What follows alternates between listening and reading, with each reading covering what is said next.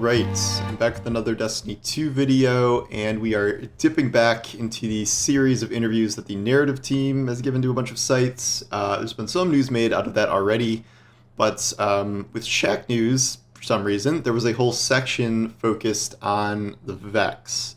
And this is what I believe is probably the first indication of a post-Final Shape storyline. I think this came as a result of questions about, like, what's going on with the Vex. We haven't done too much with the Vex in a while. And so there's some lengthy parts to this. I'll read some of the relevant quotes here. This is from Robert Brooks, one of the narrative leads, narrative designers, and Brooks says, there are a couple parts to this. One, keep playing, literally keep playing Veil Containment. There's more Vex stuff to come. This is the weekly thing where you go to the little computer station in Niamuna. Some people don't even know this exists because the icon for it is like, no, it's this way, like way at the bottom of the map down there in Niamuna, to the point where it's easy to miss. And I think a lot of people don't even know it's a thing. So you can go to there and listen week after week. There's been a lot of stuff about the Vex and how Niamuna was formed. There's been some indications that Vex tech is part of the reason that the Cloud Riders or Cloud Striders like nanotech exists. And then of course we had the post-Lightfall mission about an explanation about how the Vex tried to make a copy of the Veil with the Black Heart, which is absolutely a retcon, because that wasn't obviously the intent of the Black Heart. I don't even think they knew the intent of the Black Heart back when it was made. But they are kind of trying to integrate the Vex more. They kind of go back into this. If you're a collection of beings that can, this is from Nico Stevens, if you're a collection of beings that can time travel and pop in and out of the timeline at any point, you see two god behemoths boxing it out in front, and your goal is like, I want to be standing when these two are done, you're probably going to take a step back and be like, I'm going to let them take each other out and see what happens after that. And he says, I think once Final Shape concludes, the Vex might be in a position to do some more stuff. And you could say might, but they are, at this point, they are planning story stuff for post-Final Shape and working on that, because that's how game development works. You don't just write one season before the other. So that is the first thing we've heard, really, about any post-Final Shape storylines. We have to assume that, to some extent, the Traveler and the Witness and the Pyramids won't really exist in the same way before. Like, that will not be the major conflict. This isn't necessarily saying I don't think that, like, the Vex themselves will be the major conflict. I know that people have been hoping for an extremely long time that we could someday get to the Vex homeworld, and Bungie has indicated in the past, pretty long time ago, that we may start to be leaving our solar system as maybe we're running out of planets and little moons to keep going to, so we will have to go elsewhere. Obviously, we can go to the Elixni homeworld, which I don't know the name of, where the Whirlwind happened, the Vex homeworlds, the ruins of Torbadal. Like, there's a lot of enemy race options out there, in addition to brand new places. And then there's one more, bit about the Vex here. We're trying to bring the Vex a little bit more in a personalized way, in a way that connects with the Witness's story and the Soul Divisive. These were Vex that went all the way back to Destiny 1 with the Black Heart. They've been expanded through piecemeal drops here and there, up until Spire the Watcher, which was a really big insight into the Soul Divisive and how closely aligned they are with the Witness. Yeah, we know that the Soul Divisive has been kind of an ally with the Witness. I don't know if that's a terribly compelling story point, but it exists. Brooks says again, my Vex is my personal favorite faction. They're just the most alien, the most fascinating, the most unusual. He will always go to bat to tell more Vex-related stories. The problem with the Vex has always been, narratively, they just seem very hard to write in a way that's compelling. And, all these other races have enemies and allies that have, like, very clear personas and characters. And we just don't really see that with the Vex, that are sort of this timeline-spanning hive mind. We have sort of tried to change that a little bit now that Asher Mir has been sucked into the Vex network and can, like, kind of communicate with us from there. So that's, like, sort of having a Vex ally, but not exactly. It seems like there's a little bit of a limit on what storylines you can do with the Vex.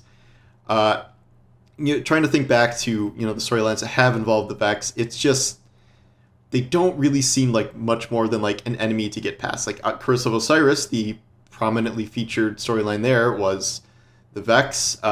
There have been storylines about trying to avoid the Vex's dark future, where the Vex just conquer everything.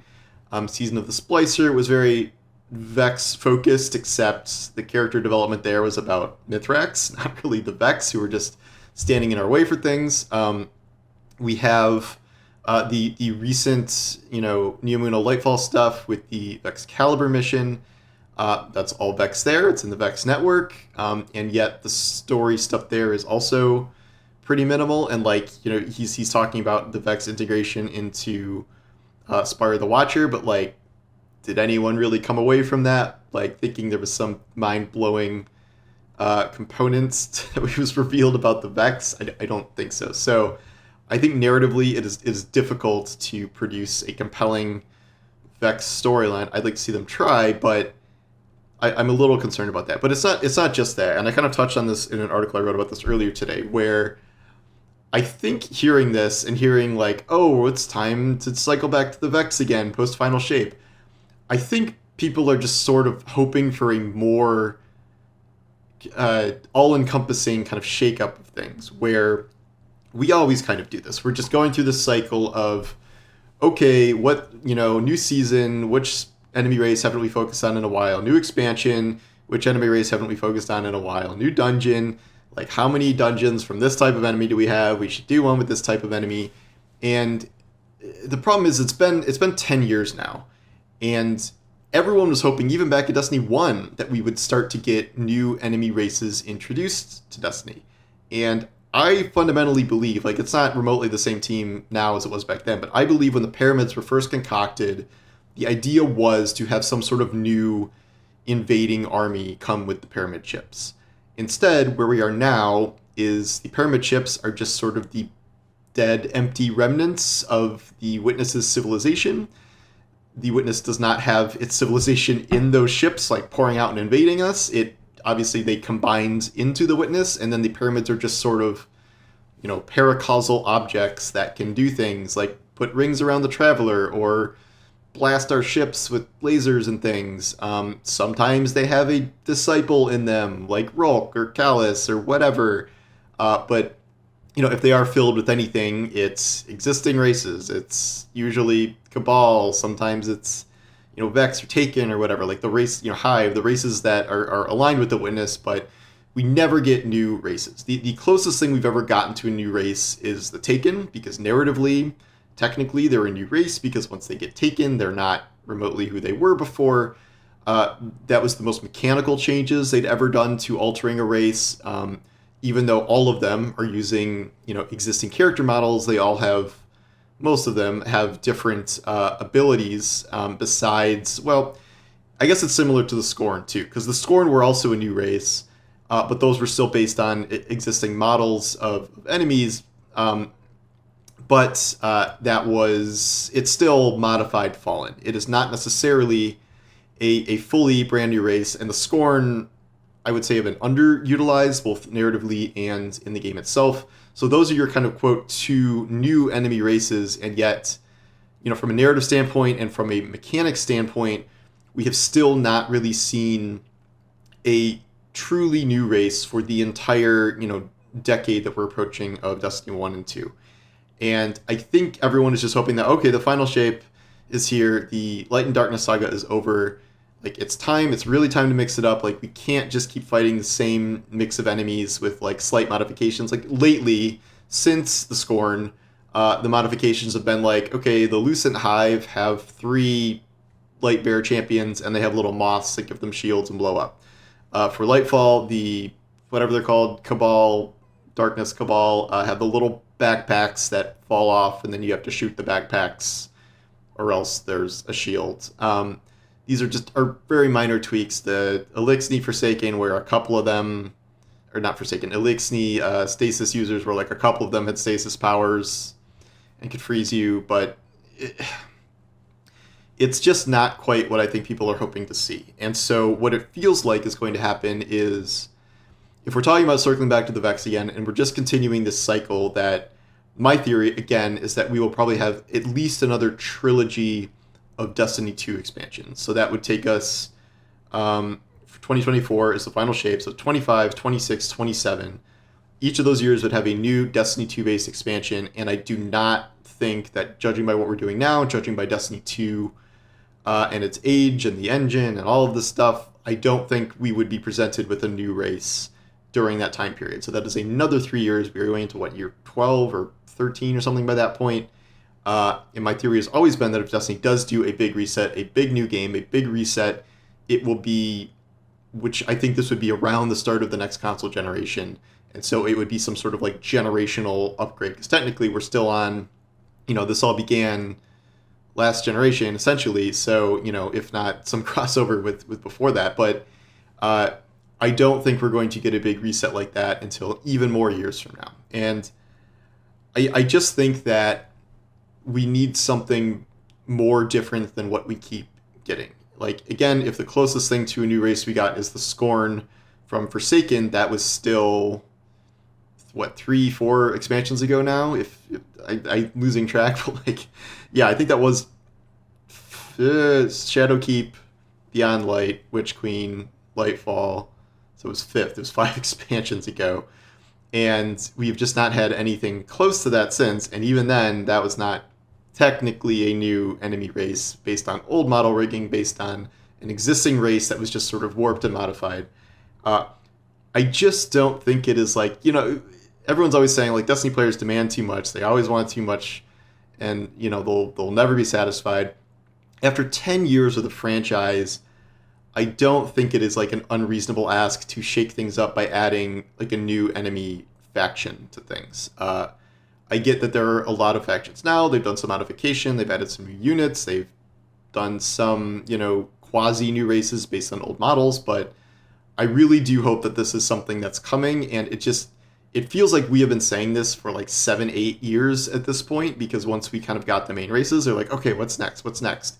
And we never got any new player classes, not specific classes. We have been Hunter, Warlock, Titan this entire time, which I can understand that at this point, I suppose. I get why we're not doing, Diablo or Borderlands additional character classes based on the way Destiny's designed, and we got new subclasses and elements and things like that for those classes. So I think that has been okay, but I think on the other side of that, I think at a certain point you do need to deliver something like this. And after 10 years, I think we're just a little exhausted hearing oh, well, season 1 after the final shape, the Vex have a new plan to do something bad, and it's kind of never ending in a way that at a certain point can kind of become uninteresting. And it can make things that would otherwise be kind of good kind of boring, because fundamentally you can design activities with all these different rules, all these different objectives and stuff all you want, but you are almost never varying, the types of enemies you see. You might invent new mechanics around those enemies, and probably the biggest thing they did with this is champions. So you're modifying existing enemies to be harder by giving them these abilities, but it's never really new. And I would say, I don't even know if after all this time the champions experiment is truly a success. Every so often we get a new unit that is a significant departure and something really cool, Wyverns and Briggs, big new threatening units. Tormentors is probably the closest we've ever gotten to something that is a fully new race, even though those are kind of linked to the Cabal, but it's one unit. So it's not quite the same thing. So we will see what happens here. It does sound like we will be getting some amount of significant Vex storylines. It is possible, in theory, that the next expansion post-Final Shape could be Vex-focused, because we don't really get Vex-focused expansions. Even Lightfall, where the Vex are a pretty significant component of it, they're secondary to the Cabal. The Cabal was the main threat in there. They got the redesigns, and even though the Vex are declaring war on Yamuna and this is conflict and all that, the Cabal was the main threat. Going back to the Witch Queen, obviously the Hive were the main threat. Going back to Beyond Light, the Fallen. Going back to Shadowkeep, the Hive again. Going back to Forsaken, that was the introduction of the Scorn, and there were some other races mixed in there, Hive, Fallen, and then going back to, we want to keep going, Rise of Iron, Siva infused Fallen. And then the Taken King, that's when we had the invention of the Taken. So we have never had a fully Vex focused expansion, so maybe that's where we're heading, a just totally Vex devoted expansion. We've had Vex, obviously Vault of Glass is one of the most famous raids of all time. It's Vex focused. We had Garden of Salvation, Vex focused. We just had the Vex focused dungeon. So it's not like they never get major content. It's just they have not had a full storyline, full expansion devoted to them. So maybe that's where we're heading. But anyway, that is a lot to extract from just a handful of quotes. But yeah, thank you for watching, and I will talk to you soon. Take care.